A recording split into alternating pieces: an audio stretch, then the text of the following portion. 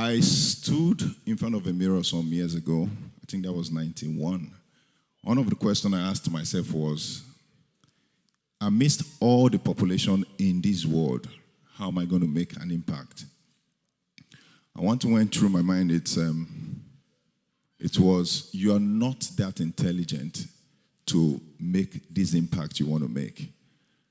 So how are you going to go through? Then your parents are not too wealthy. 2.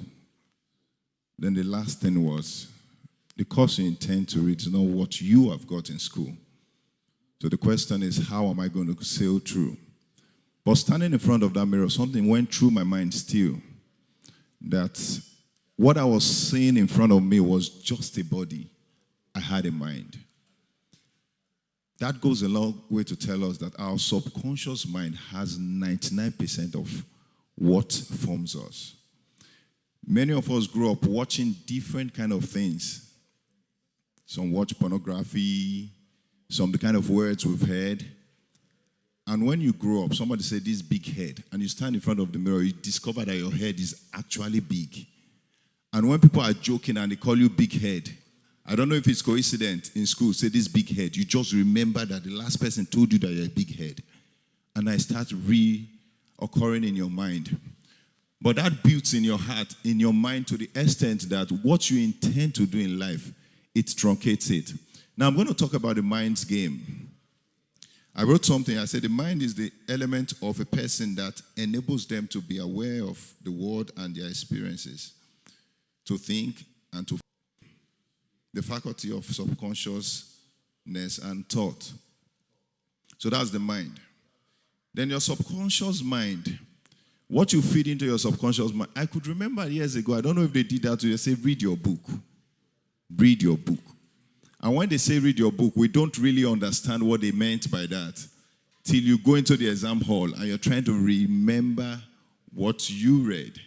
But I'll tell you this, when I was in school, something happened. I don't like economics at all. And I don't like all those things that you have to read, no calculation and some other stuff. So what I did was this. The economics master came, gave us the book to read. So when I saw the book, I was actually waking up every night to read. I did that the first time, did that the second time. Nothing was entering. So I was always reading and reading. Nothing entered. One afternoon, I was sleeping. My roommate actually told me this. So I started reciting what I read in the book from page 1, and I got to the middle. He started laughing. So in the midst of the laughter, I woke up. Then environmental science, I didn't like it too. I did the same thing for environmental science. So when I wrote in school, please don't laugh, I now wrote what was in the guy's books. Environmental science is so I supervision and direction of landed property with the aim of securing optimum return, which could be financial. So I wrote everything. Then he gave us some materials that he wrote with his hand. After writing, he strokes that this is wrong. So I read everything and wrote the same thing and stroked it. So the man came to class and said, "Who is Edwin EVOH?" I stood up. He said, "You're a very useless boy." So the boy started laughing and he said, "How would you copy and even copy error?" I said, "Sir," he said, "Shut up your mouth." So when he was talking, the economics master came, Mr. OJ. He said, "Please, who is Edwin EVOH?" Everybody started laughing. So I told the man, I said, "No, I'm scared of these your courses." So I crammed it and gave to you the way he gave it to me. He said, "It's not possible." So the man now, environmental science did that. He said I should stay at the side of it. So everybody was waiting. He now said I should start. So he gave me the same stuff. I started writing.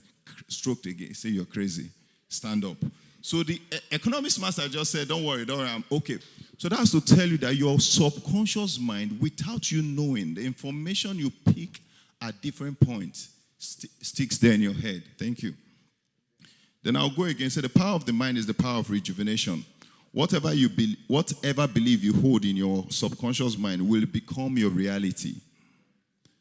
Your mind doesn't have the power to differentiate between an event and something to think about.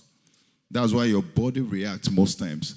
Now, real events could make you react or your body react. But I'll still tell you this. When you're dreaming and you wake up and start, Jesus, your body is actually reacting to the dream. Those are not real events. Now, some people will tell you that I have to start praying so that these things will not happen. Why will your body react? Have you thought of that part? Your body is reacting to real events and events that are not real. Then the mind's game. They gave me about 3 points I'm going to talk about on the mind's game. One is to realize, to become fully aware of something as fact, understand clearly. Now, when I was growing up, something kept ringing in my mind. I needed to do animation and visual effects. I checked all the schools in Nigeria. I didn't see anywhere they were doing animation and visual effects. I had a picture in my mind. So I realized that that was what I wanted to do. So funny enough, I did art and design for 2 years. Left art and design to estate management. Left estate management to electrical electronics engineering. I needed to do animation. So when I was doing that, something was still in my mind. How do I get there? I needed to know everything that was being done. So I realized what I wanted.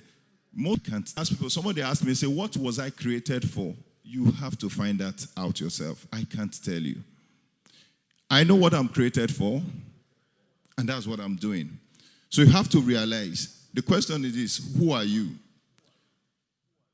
When you look at you, who do you see?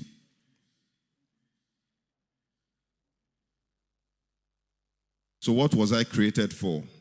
These are the steps to realizing who you are. Then after you realize who you are, there's one thing you can do. The picture you have in your mind will go a long way to take you anywhere you want to go to. So I told a friend some years ago that I need to start a multimedia and animation studio. The guy told me, I painted the picture. The guy started laughing and said, man, Hollywood. So you have to go there. I said, I can't go there. So after NYC, I started. The picture I had in my mind was so clear. So when I started, I met a man. The man taught me animation to some extent. After that, he ran away.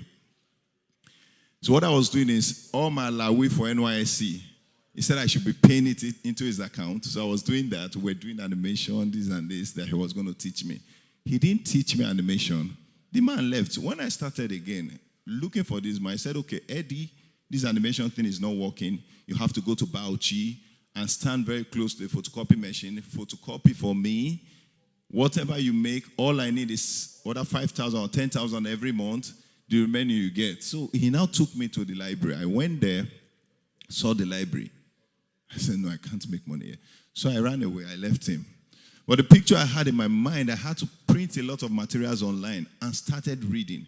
After NYSC, me and my dad, we wrote so many applications. I know he will be hearing this right now. So every application we wrote for the bank, I'll put it inside a folder. Keep in the box. So I wrote all of them. My dad was like, how come they are not calling you? I said, I don't know. I think this is devil's work. I don't know. So finally, he was praying. My dad is actually a pastor. So he started praying. Every time I pray morning devotion, in my mind, I was just like, this guy just wasted time. But the issue is this. What I want in my mind was so clear. That was going to be a distraction for me. So I had a picture of what I want. So to visualize, then normalize. Then we started living in that dream. So what I did was this. The room I was staying in, I got my younger ones. I said, okay, see what you'll be doing, learn audio. I'm going to get you materials for audio, learn audio. This guy, you learn editing and animation. This guy, you learn how to design and stuff. So we started in one room.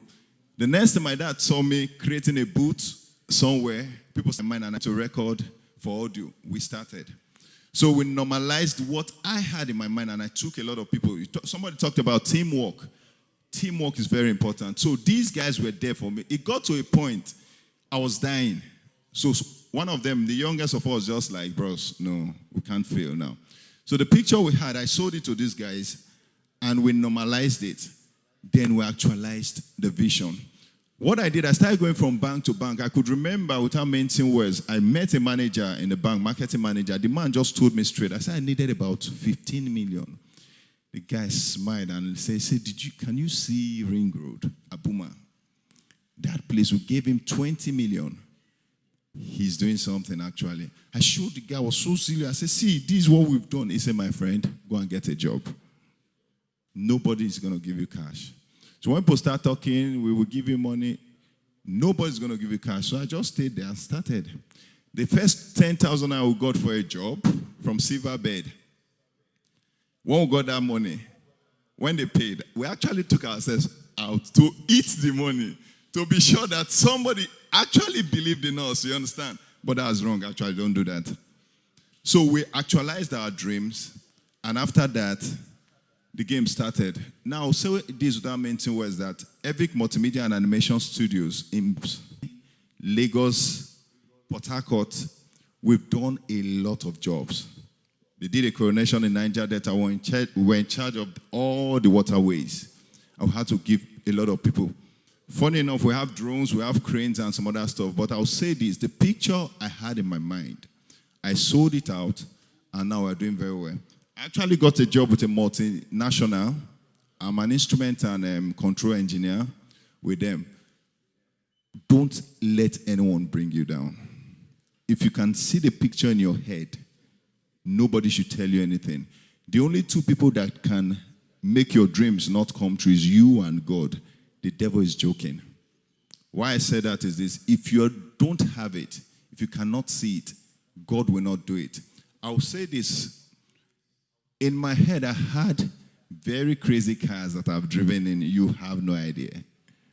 You have no idea. Seriously. Now, I think I will get to those cars. Why I'm saying this is this. I've gotten these cars in my head. I've driven these cars in my head. And the reality of driving that car is very close. So if you cannot see that car in your head, if it's bicycle you are always saying, you will ride bicycle. Yes. If it's plantain you are always selling, it's dream, and in your head, you will sell plantain. But if you are buying, the difference between plantain chips and kwekere, I'll tell you this. Sorry, it's a little bit comedic right now. Is this. Plantain chips, you drive your car to the supermarket. Plantain chips is under AC. Show glass. You drive there, buy it. The same plantain is costlier than the one in the street. So kwekere comes to meet you at bus stop and you pay under the sun. So you will decide if you want to be a plantain chips or kwekere. And please, ladies and gentlemen, I will say this and close with this. Don't have a success that will just come and shallow off. The mango tree takes years to grow. Remember that. The mango tree takes years to grow. But it's a reference point. Say, very close to that mango tree.